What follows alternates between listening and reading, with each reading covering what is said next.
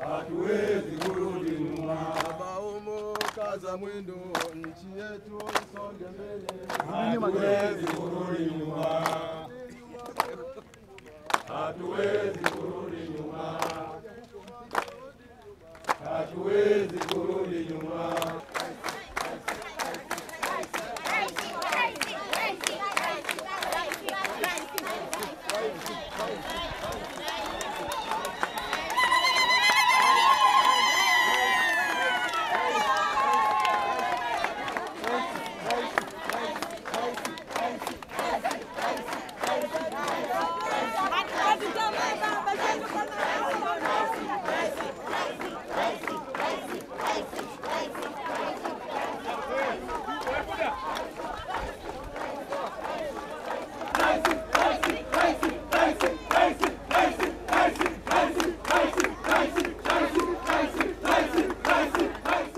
ACT Wazalendo, shusha tanga, safari, safari. Asanteni Kaskazini. Ndugu makamo mwenyekiti wa chama chetu na mwenyekiti wetu wa timu ya ushindi, ndugu naibu katibu mkuu, ndugu mwenyekiti, mwenyekiti wetu wa mkoa wa Kaskazini kichama, ndugu naibu katibu mkuu mstaafu, ndugu katibu wa habari, uenezi na umma,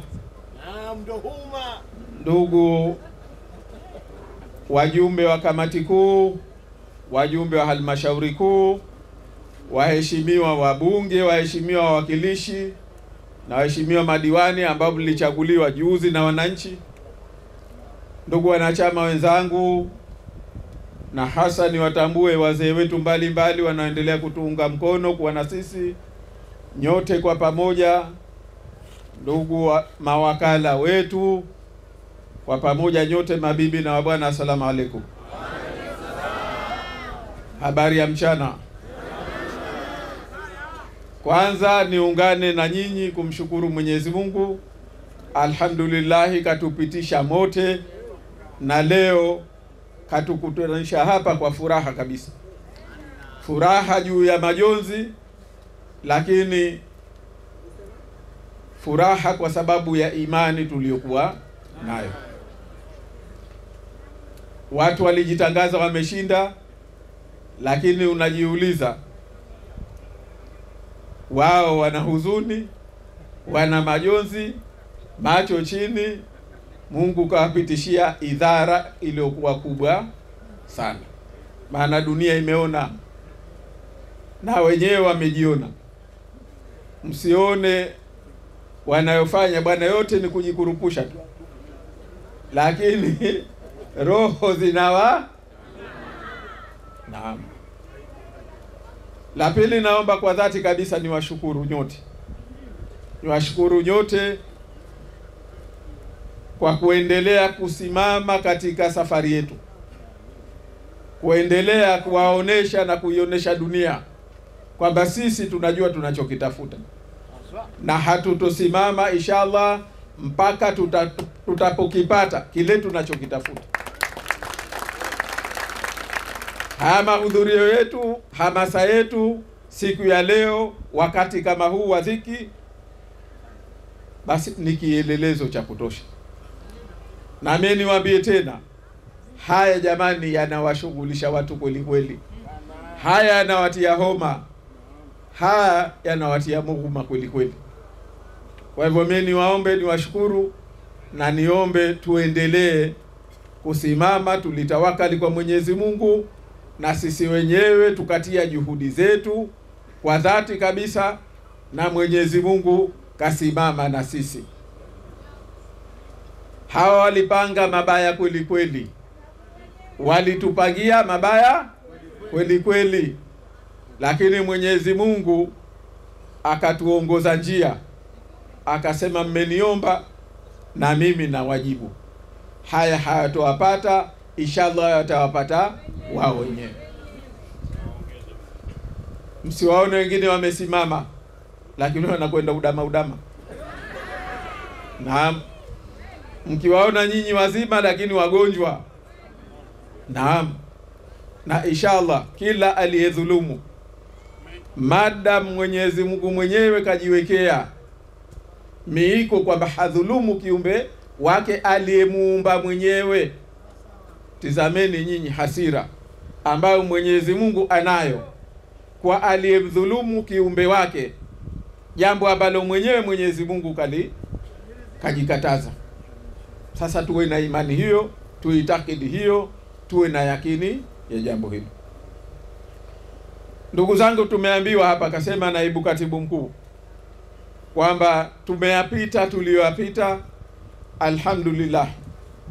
Mwenyezi Mungu katuvusha salama, kwa sababu la kwetu muhimu lilikuwa ni usalama wa nchi yetu, usalama wa watu wetu. Tumeweza kuhifadhi mali yetu, nafsi yetu na heshima zetu vile vile. Mwenyezi Mungu hizo katuhifadhia. Tumshukuru tena, tuseme alhamdulillah. Huko nyuma niliwahi kusema kwamba hawa walikuja kwa kibri kabisa, wakatuambia bwana, tupange sijui tugawane majimbo, manake kama si hivyo tutayachukua yote. Mimi nikawaambia kwamba kama mnataka kuyachukua yote, kilichowashinda nini mpaka mpate ruhusa yetu? Fanyeni. Wakaliuliza, sasa nyie mtafanya nini? Mtatia watu barabarani? Nikaambia si hatutia hata mtu mmoja barabarani, mara inshallah Mwenyezi Mungu ataingia mwenye barabarani na mtamuona nanyi. Maana yetu ilikuwa ni kwamba Mwenyezi Mungu mtaona rehema zake. Naam. Shida yao wakakaa wakajipanga, wakajua kwamba sisi tutakwenda tutafanya vurugu. Wakajipanga, we fikiria, eti kikosi cha serikali kinajipanga na chenso. Hata hao Interahamwe Rwanda hawakufanya hivi. Wakajipanga na hayo makubwa. Wengine wakasema tunasubiri ile kauli yake kwamba kweli Mwenyezi Mungu ataingia mwenyewe barabarani, lakini wakaenda wakamsubiri darajani. Lakini Mwenyezi Mungu kwa mwenye macho kamuona akitokea upande wa pili, au si kweli? Walitegemea hayo, waliyapanga hayo, walifikiria. Mwenyezi Mungu katuepusha na maafa yale waliyapanga hapa, yale yaliyotokea kwa wenzetu. Ndugu zangu, tunawaambia kwa uhakika, askari jeshi walioletwa Zanzibar mpaka JKT hata pakukaa wakawa hawana. Waliyapanga yale yatokee hapa. Sasa tumshukuru tena na tena Mwenyezi Mungu kwamba alituepusha na kikubwa walichokipata wao. Ndugu zangu, sote ni mashahidi yaliyotokea 2020. Sote tukasema yale yalikuwa ya Magufuli, na wenyewe wakijitetea hivyo kwamba yale hayakuwa ya kwao. Mwenyezi Mungu akasema, mara ngojeni, hawa wana suruali imepasuka, nataka kuwaekea ngazi wapande, mtayaona. Kwa hivyo kilichotokea mara hii, Mwenyezi Mungu kawaekea ngazi, wakapanda mambo hadharani, ukajulikana ujinga wao, ukajulikana ujahili wao, ukajulikana na wenda wazimu wao. Jamani, hatukujua. We kweli umeshindwa, ile ndio kweli mwisho wa akili zako ndio kwenda kufanya uchaguzi ule. Ile ni kashfa ya taifa. Wao wanaojijua wenye serikali kweli wenge jiuzulu wote, wakasema hii fedheha kwa mwenye haya tu, mwenye aibu za kawaida. Kwa sababu gani? Yote Mwenyezi Mungu katakabali dua zetu, kawapandisha ngazi mambo yote mpaka watoto ilibidi tuwafiche. Na wamekwenda kujionesha na kuionesha dunia, maana mengine wao wenyewe wanaambizana, na hili kweli lilitokea, wanaambia kweli ndio ilivyofanyika. Wenyewe hivi sasa wanalaumiana, wanasema uchaguzi aliharibu fulani. Naam, sasa hivi kabisa. Hayo ndiyo yaliyotokea. Kwa hivyo mimi bado ninasema kwamba la kwanza tulilokuja tukasema kwamba baada ya haya tuje tuonane, tukumbushane kwamba jamani, kwa pamoja tulifanya kazi kubwa sana, ili tujipongeze. Kuna wenzetu tu wao walizidi kazi, waliifanya kubwa zaidi.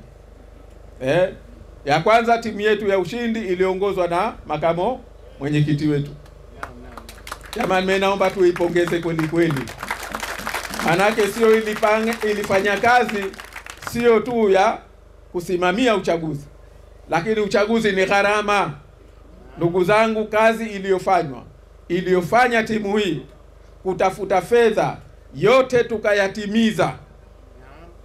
Wenzetu wao walikuwa na mapesa hayana hesabu. Kutoka bara tu waliletewa bilioni 7 za uchaguzi, bilioni 7 kutoka bara. Mbali walizokamua wakakusanya hapa, nyingine zikaibiwa kutoka serikali.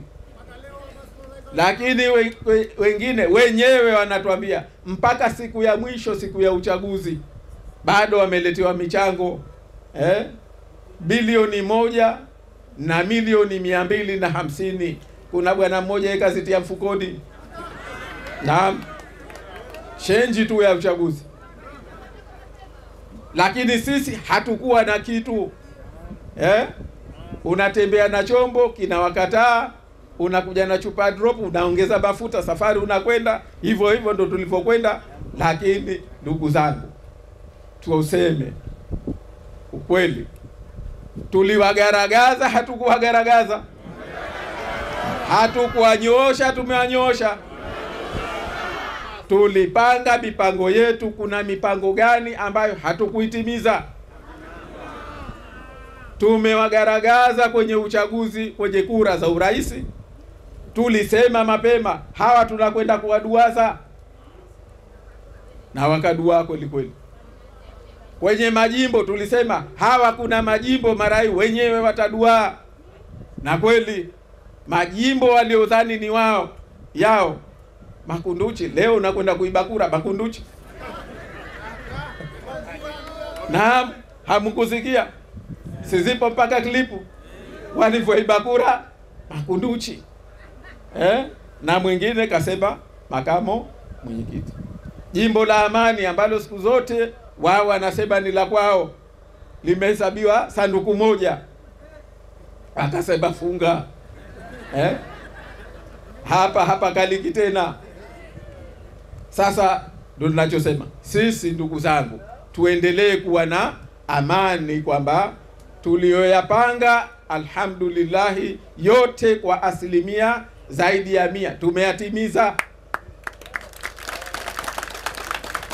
Lakini tulitimiza moja kubwa sana. Tulikwenda tukawaunganisha Wazanzibari. Kwa mara ya mwanzo Wazanzibari wote wakatusikia, wakatufahamu na wakaungana na sisi, tukapiga kura kwa mara ya mwanzo kama ni Wazanzibari, kutaka haki ya nchi yetu, kutaka haki za watu wetu. Naomba hili tujipongeze sana. Ni kazi ya kila mmoja wetu. Ni kazi ya kila mmoja wetu. Ndugu zangu, pamoja na yote hayo, yametokea yaliyotokea. Yametokea yaliyotokea.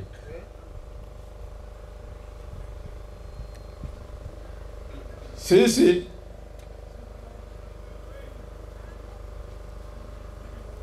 moja nimelisahau, naomba nilirudie.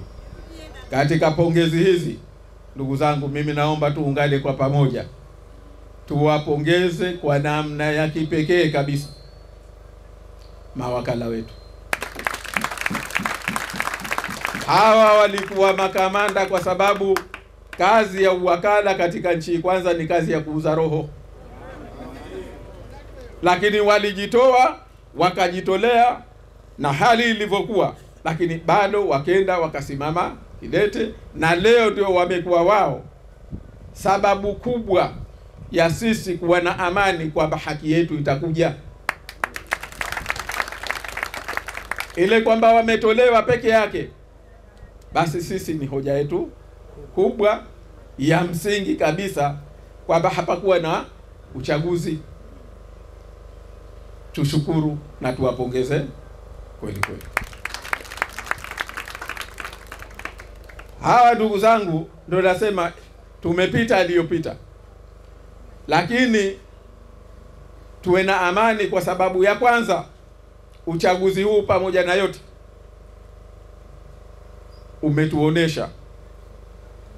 umetuonesha kwamba sasa lazima nchi yetu lile walolisema Wazanzibari kwenye uchaguzi huu lazima lifike pahala litimizwe. Kwa sababu gani? Kwa sababu ya kwanza, limetuonesha kwamba ni kwa kiasi gani hatuna hao waliojipa mamlaka. Wazanzibari wamewakataa, na wamewakataa kwa sababu baada ya kuona maarifa yao yalivyokuwa madogo. Kwa sababu ndugu zangu, niliwahi kumwambia mwenyekiti hapa, maana tulianza ziara hizi, tulianza vikao hivi kwa kuwa na vikao na viongozi kwanza wa chama wote wa Unguja, halafu tukaja na wagombea wote wa Unguja, halafu ndio tukaanza ziara. Tukasema tukazungumze na viongozi na wagombea Pemba, lakini kwa sababu ya mazingira yetu kwa Pemba, basi pia tumalizie kwa kuwazungumza na tufanye hizi za mikoa kabisa, ili tukirudi Unguja tumalizie za mikoa. Niliwahi kumwambia mwenyekiti kwamba wewe ukitaka kuona kwamba wenzetu nadhari zao fupi, kaskazini ndiyo sasa hivi hazina ndio iliyoshikilia uchumi wa nchi hii. Jamani, kweli si kweli? Maana wewe ukisikia huko watu wanasema sijui wana kitu gani, pesa zinatoka kaskazini, kweli si kweli? Huku ndio kwenye uchumi sasa hivi wa nchi hii. Sasa wewe watu uliowakabidhi uchumi wako, mahoteli makubwa yako huku, watu wanatoka duniani anakuja kulala kaskazini kwa shilingi milioni 3 kwa siku. Na ndio ukweli, milioni 3 kwa siku.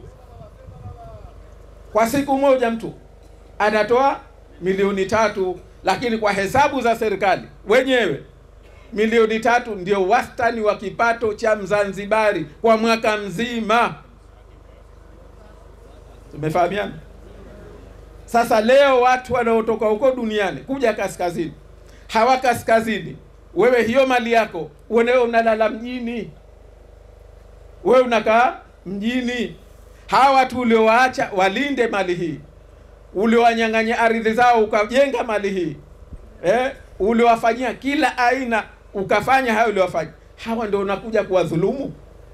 Akili gani hizo? Hata huyo mkoloni alipokuja, wale aliowatumia kumsaidia, basi aliwapa heshima fulani. Sasa leo ndio kaskazini unakuja kunyang'anya majimbo yote, unatafuta watu hawakujui mbele hawajui nyuma kaskazini, ndio unasema hao ndio wabunge wenu, hao ndio uwakilishi gani? Hizi akili gani jamani? Sijui mnayaona au mnayosema mimi? Wao hawaoni kwamba hata hawa ndio unakuja kuwatia hasira, hawa ndio unakuja kuwafanyia vituko, unakuja kuwafanyia vitimbi, na hawa ndio uliowakabidhi mali hazina ya nchi hii. Hii inaonesha tuna mushkeli mkubwa. Kuna mushkeli mkubwa kwenye hao waliojipa eti wanataka waongoze nchi hii pamoja na kukataliwa. Kwa hivyo hili, ndugu zangu, naomba tulikumbuke sana, tuone kwamba haya yote yamekuja, Mwenyezi Mungu alitaka kutuonesha na wao wenyewe wayaone. Lakini najua mnajiuliza na kila wakati mnasema, mbona hili hasemi kwamba okay, tumeshapita, tunakwenda vipi mbele, tunakwenda wapi? Au sio? Mnajiuliza. Ndugu zangu, kwanza niwaambie kwamba huu mchezo ndio kwanza mbichi.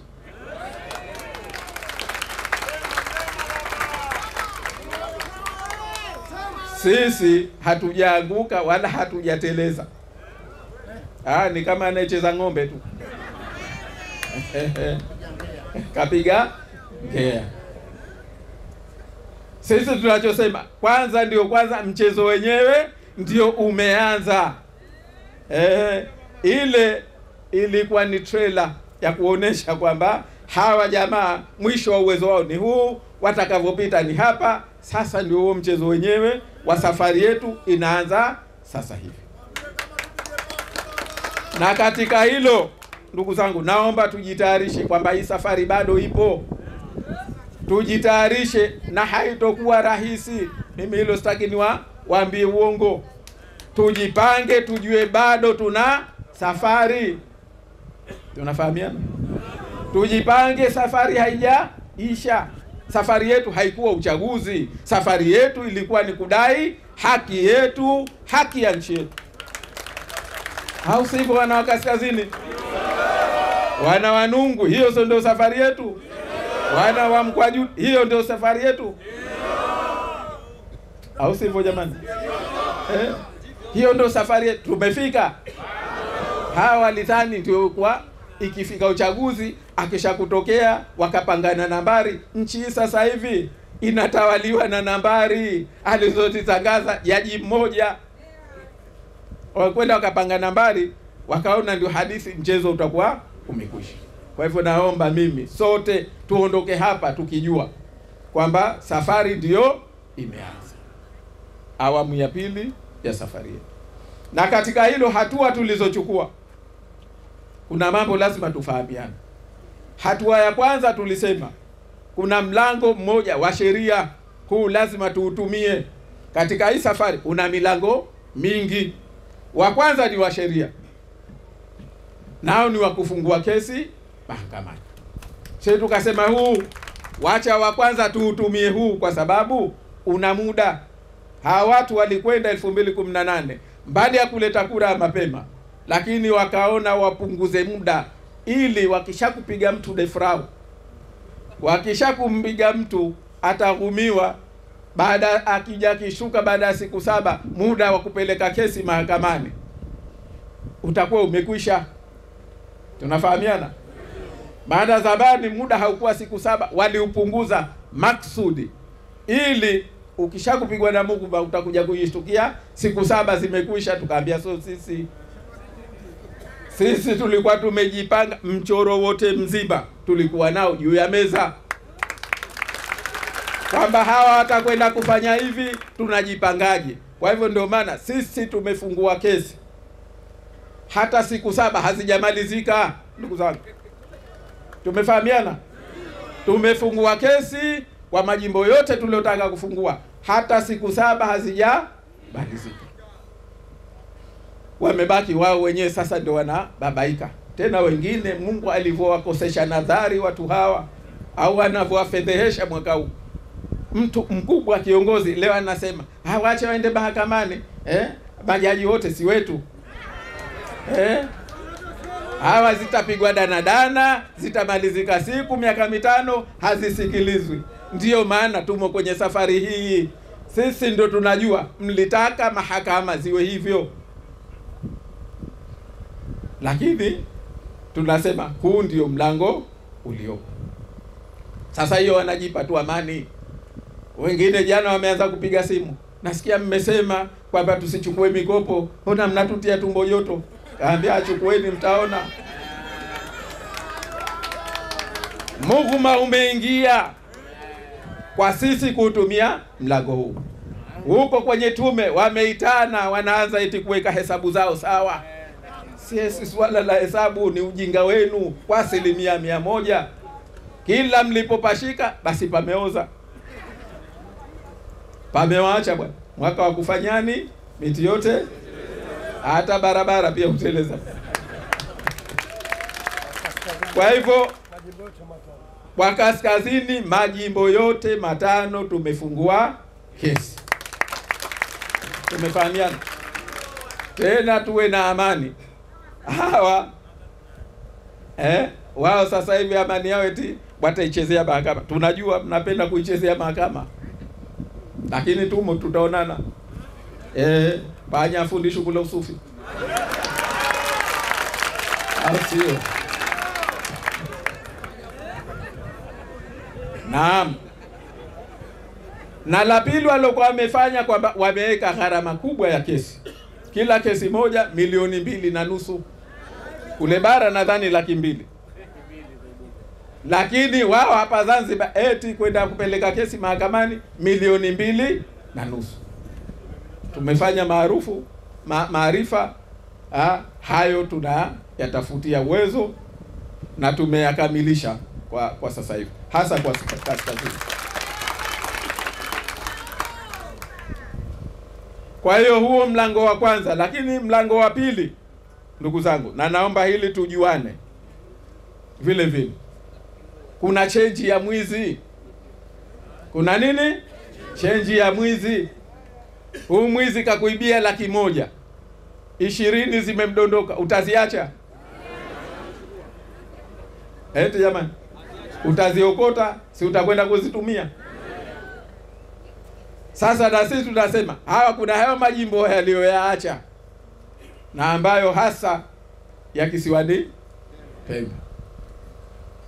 Tumesema pamoja na viti maalum, tumesema kwa ubunge waende bungeni, kwa wakilishi waende baraza la wakilishi. Naomba hili lisije maana hili litatumika.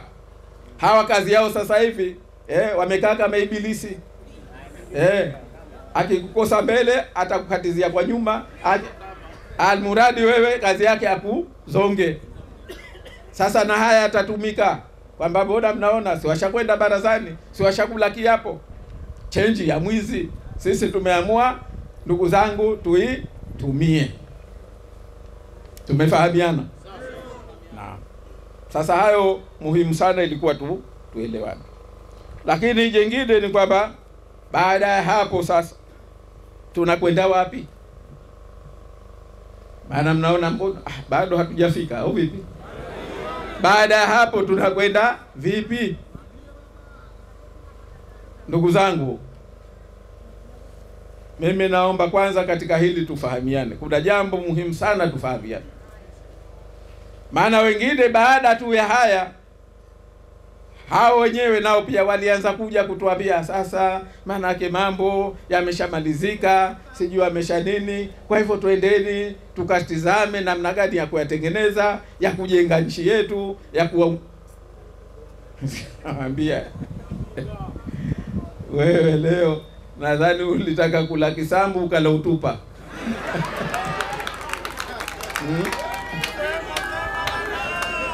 Nadhani ulitaka kula kisambu ukala utupa. Ndio tunavyoyaona haya maneno ya kilevi kabisa. Tena mlevi wenyewe alokunywa tapu, sio atanga lau atagongo, basi anakuwa na akili yake. Wengine wakaanza kutuuliza, mnaingia hatuingii wapi? Wengine sasa, jamani msije mkaingia wapi? Wengine mmesikia na wao wenyewe anasema sijui tushachagua mawaziri sasa tuna hapa na siku 90. Kuna wengine wanatuuliza sasa vipi siku 90 zitapita? Haya masuala mnajiuliza, au sio? Haya masuala yanawachanganya ndugu zangu. Kwanza sisi tunataka tuwatoe wasiwasi kwamba sisi hatuko katika suala la ama kuingia GNU au kutokuingia. Tumefahamiana? Sisi kwetu sisi viongozi wenu, na naomba hili tufahamiane, hatuko kwa bajeti tuingie serikali ya umoja wa kitaifa au tusiingie. Ndugu zangu, si tulikuwemo miaka mitano? Kubadilisha mkurugenzi tu wa mashtaka wa uchaguzi miaka mitano halikufanyika, pamoja na kutoa ahadi. Au hiyo miaka mitano tulioka kuna lipi ambalo lilibadilika? Wao ni kama walitumia kujipanga kuja kufanya uharamia zaidi. Sasa hivi wanatuambia siku 90. Sisi tunawaambia msisome katiba kama kasida. Maana ukishakuisoma kasida iwe maneno unayajua au huyajui, we madamu umepatia ile maneno kuyasema, basi ndio basi utaitikia tu, au sivyo? Iwe maneno unayajua huyajui, si utaitikia? Sasa tunasema katiba haisomwi hivyo. Katiba inasomwa, uisome, uifahamu, uijue maana yake, uijue madhumuni yake. Hakuna swala la siku 90. Liko kwa mambo yake, kwa utaratibu wake, kwa mazingira yake, sio hii tuliyopo sisi. Kwa hivyo nyie habari ya siku 90, siku 900, hii naomba isiwashughulishe. Hawa watu ni mughma tu. Tumeelewana? Na sisi hata ingekuwa ni siku 6 au siku 9, si haitushughulishi. Sisi hatuko kwamba ama tuingie au tusiingie kwenye serikali ya umoja wa kitaifa. Ndugu zangu, lilioko kichwani kwetu sisi, liliomo kwenye kichwa chetu, na naomba hili tufahamiane. Tunasema sisi tunachozungumza ni nchi yetu ilipo sasa hivi na inakoelekea. Ndugu zangu, serikali ya umoja wa kitaifa ililetwa kutengeneza tulipoharibikiwa, au sivyo? Nchi hii ina historia, Wazanzibari wana historia yao. Yamekuja mapinduzi, wakafanya wazee wetu walioyafanya, akaja mzee Jumbe na katiba 79, akaja mzee Mwinyi na Maalim Seif wakaja na katiba 84, tukaingia vyama vingi, tukatokewa na aliotokewa, si walikaa kukana mwafaka wa mwanzo, wa pili, wa tatu, au sivyo? Mpaka Wazanzibari wakafika pahala kwa kuongozwa na Maalim na mzee wetu Rais Amani Karume, wakasema kwamba twende kwenye serikali ya umoja wa kitaifa ili tutengeneze mambo yetu, aliyeshindwa atakayeshindwa, wakae pamoja wajenge nchi, au sivyo? Ili kusudiwa uchaguzi, nchi hii iendeshwe kistaarabu, tuwe na chaguzi kweli, atakayeshindwa ajue kweli nimeshindwa, lakini akubali kushirikiana na aliyeshinda, au sivyo? Ndio wastaarabu wanavyofanya mambo yao. Sasa mie niambieni ndugu zangu, leo,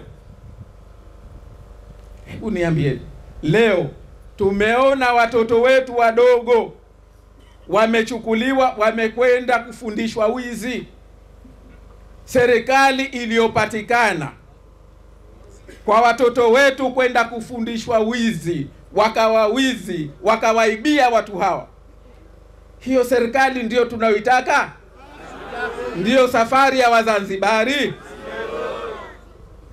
Ndiyo heshima ya Wazanzibari?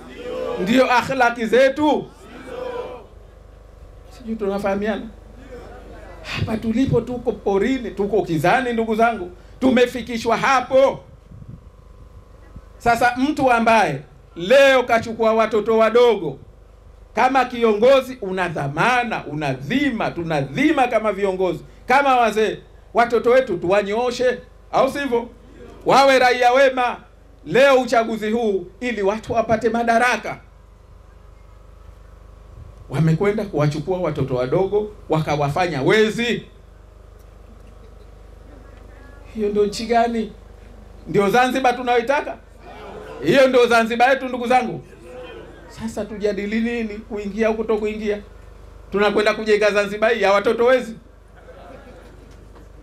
Jamani, mnanifahamu watu wa kaskazini? Ndio nchi ya kwenda kujenga? Sio tunaoitaka. Leo askari nyinyi wenyewe si mmeshuhudia, wameletwa wa kweli, wa feki. Leo askari unafanywa feki. Nchi hii imebakia nini? Imebakia kuwa watu majambazi. Imebakia hawa wapewe silaha, waue wenzao, imtarahamwe. Nchi hii iwe kama Rwanda. Ndio tunavyoitaka? Sio safari yetu.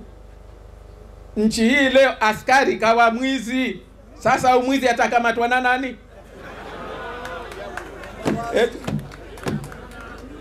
Unaishi ndugu yangu kwenye nchi, askari mwenyewe ndiye mwizi mchana kweupe. Hiyo ndio nchi tunaitaka? Hiyo ndio Zanzibar tunaitaka? Tuko kizani ndugu zangu. Lazima tuogope, lazima tujue kwamba huku tunakokwenda siko. Tusiimbiwe tu GNU sijui nini gani. Hawa natu watafuta uhalali.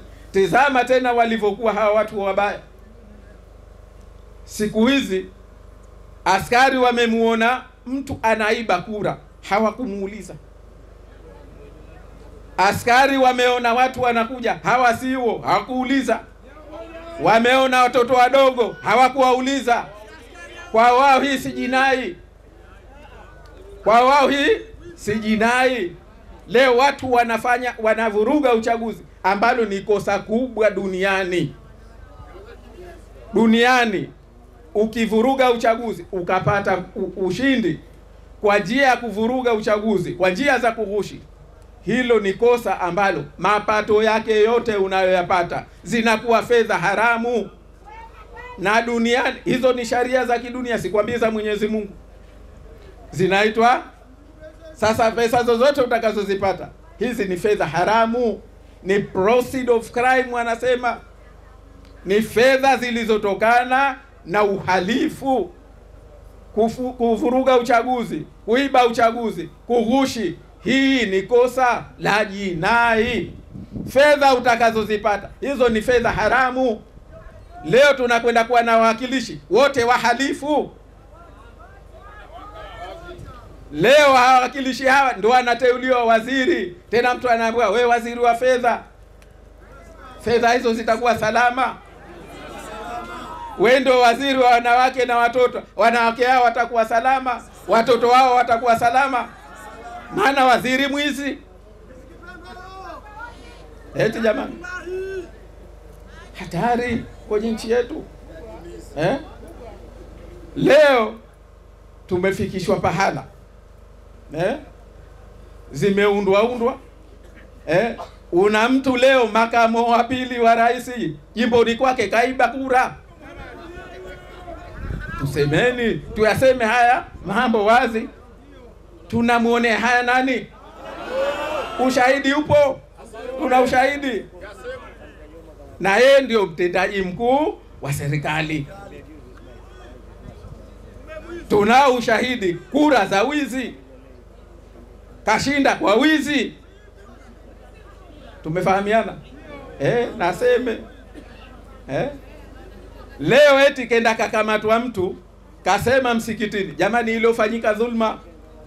Eti ofisi ya mufti leo ndio imeamka inamuita mtu huyu kwenda kumhoji, wamemfungia miezi 6 asitoe mhadhara msikitini kwa sababu kasema iliyopita dhulma.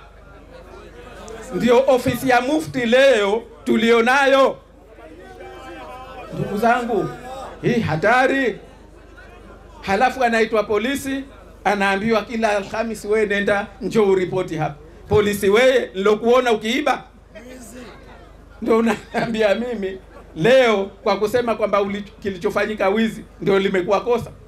Sasa imekuwa nchi kama ya kijuha, kama watu sijui tuko. Ndugu zangu, hii hatari. Kwa hivyo tunalosema sisi, ndugu zangu, sisi hatuendi kujadili GNU kuwemo au kutokuwemo. Tunasema tunachokwenda kukitafuta, na naomba hichi tuwe pamoja, ni kuirudisha nchi yetu katika safari ya Wazanzibari. kuirudisha nchi yetu, tujenge misingi kweli. Kama tunataka kwenda mbele, tujenge misingi ya kwenda mbele. Leo sisi nchi hii tulivyo na akhlaki zake na watu wa nchi hii tulivyo, wengi Waislamu, leo tunakwenda kushindwa na watu wanaoabudu sanamu. Wanafanya chaguzi zao kwa uadilifu, na ukenda Mungu wao lazima wamfute vumbi. Eti wao leo wanatushinda kwa uadilifu. Nchi hii hatukubali iumizwe namna hiyo, hatukubali ivurugwe namna hiyo. Tunachotafuta sisi ni kurudi kwenye misingi ya kuendesha nchi. Tumefahamiana? Hiyo ndio safari tunayokwenda, ndugu zangu. Hiyo ndio tunayokwenda kuitafuta. Kama ni kuipata ni hiyo, kama ni kuikosa tutarudi kwenu, tuambie sasa yale tuliyosema, sasa wakati wake ni huu.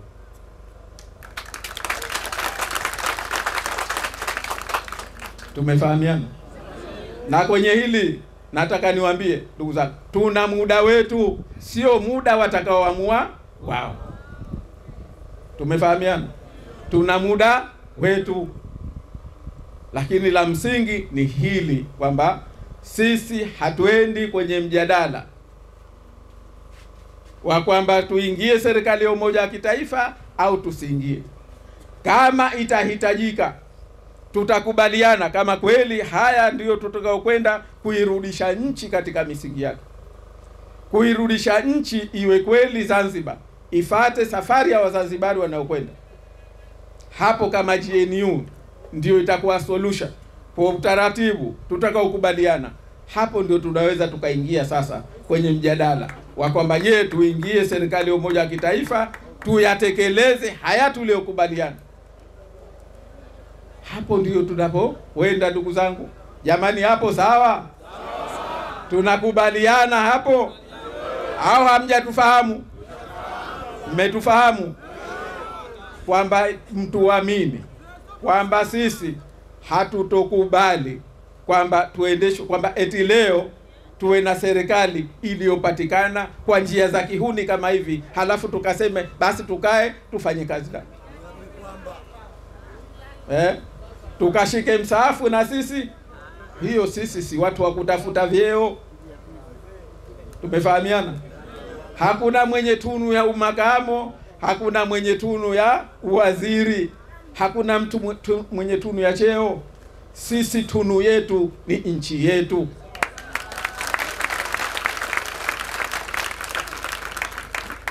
Tunu yetu ni heshima ya watu wetu, heshima ya nchi yetu. Nchi yetu kwamba iendeshwe katika misingi ya kistaarabu, kwa sababu kwa misingi hiyo ndio nchi hii tutatoka kwenye umaskini tulionao. Ni kwa misingi hiyo ndio tutaacha masikini za Mungu nchi hii kudhulumiwa ardhi zao. Tutaacha nchi hii aliyepewa dhamana akawajibika, kwa sababu mtamuuliza wananchi. Ni kwa misingi hiyo ndio ufalme wenu wananchi, kuwahoji viongozi wenu, kuwaweka mkiwataka, kuwaondoa mkitaka, ndio itarudi. Na hiyo ndio tulioapa sisi kuisimamia, na hiyo ndio safari yetu. Kwa hivyo ndugu zangu wa kaskazini, msikae mkaanza kujiuliza tutaingia lini. Sisi pa kuingia ni kwenye nchi yetu. Tumefahamiana? Tunakubaliana katika hilo? Tunakubaliana? Hebu tunyoshe mkono nione kama tunakubaliana kwenye hilo. Kwa hivyo safari, safari, safari. Mimi naomba niwashukuru sana hayo katika kuyatekeleza. Tutakapohitaji maarifa ya mtu yoyote katika nyinyi, tutakuja. Tukihitaji maarifa yenu kwa pamoja, tutakuja. Tukihitaji mawazo yenu, tutakuja. Lakini hatulimalizi jambo hili bila kurudi kwenu mkasema hapa sawa sawa. Tunafahamiana? Hatulimalizi jambo hili mpaka tutarudi kwenu mtuambie ama hapa sawa sawa, tunakubaliana, nendeni mkalimalize. Hapo ndio tutakwenda kulimaliza. Tunakubaliana katika hilo? Inshallah Mwenyezi Mungu atusimamie katika hili, atuongoze na iwe kheri kwa nchi yetu. Tuendeleze mashirikiano, tuendeleze mshikamano, tuendeleze kuwa pamoja. Mawaidha mengine tutawapa viongozi wetu hapa. Asanteni sana na washukuru.